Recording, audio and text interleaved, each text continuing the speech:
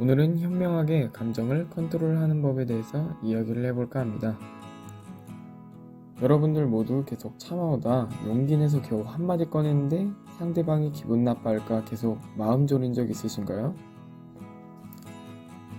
한번 화나면 예민해져서 주변에 실수를 범한 적이 있으신가요? 순간 감정적으로 행동해서 후회하거나 지우고 싶은 순간들이 있으신가요? 사람이라면 누구나 감정의 영향을 많이 받습니다.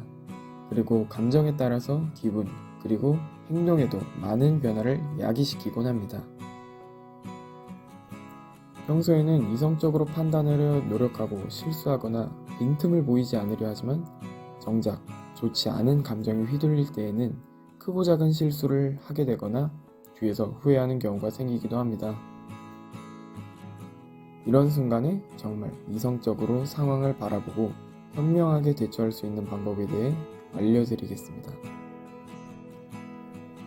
먼저 화가 난 경우를 예를 들어 설명드리겠습니다.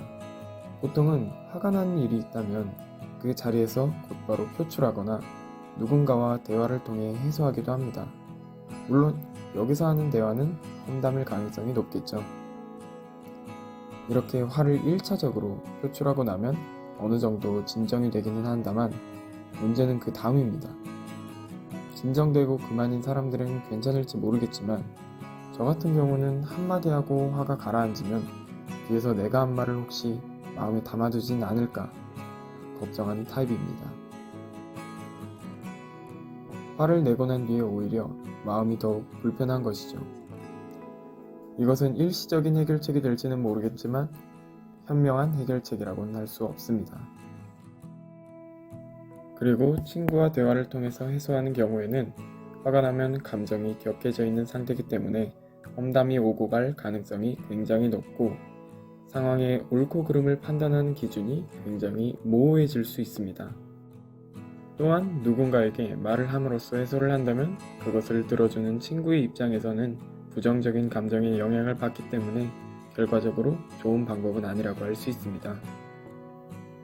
우리가 흔하게 하는 친구들과의 수다에서 내가 싫어하는 사람의 험담을 하는 것이 들어주는 친구의 입장에서는 마냥 기분 좋은 상황은 아닐 것입니다.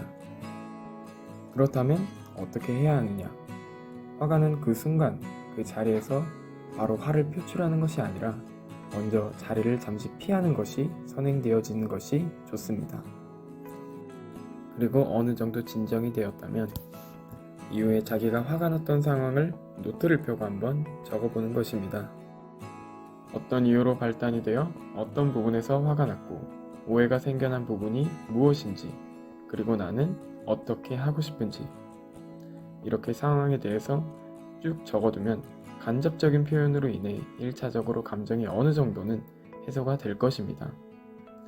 그럼 그때 자기가 적어둔 내용을 다시 한번 쭉 읽어보는 것입니다. 감정이 어느 정도 가라앉은 상태에서 상황을 바라보면 자연스레 제3자의 입장에서 그 전보다 훨씬 이성적인 관점으로 상황을 바라보게 됩니다. 그렇게 되면 상대방의 입장에서 생각할 수 있게 되고 어떤 오해가 있었는지 발견할 수 있게 됩니다. 갈등을 어떻게 해소할 것이고 이런 식으로 자연스럽게 해결책을 떠올리는 방향으로 흘러가게 됩니다. 이 방법은 이러한 크고 작은 갈등이 있는 모든 상황에서 충분히 적용이 가능합니다.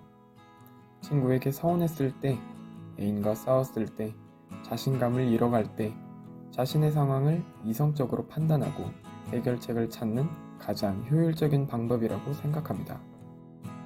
이 영상을 통해서 흑역사 한순간이라도 줄어들길 바라면서 오늘 영상은 여기서 마치겠습니다.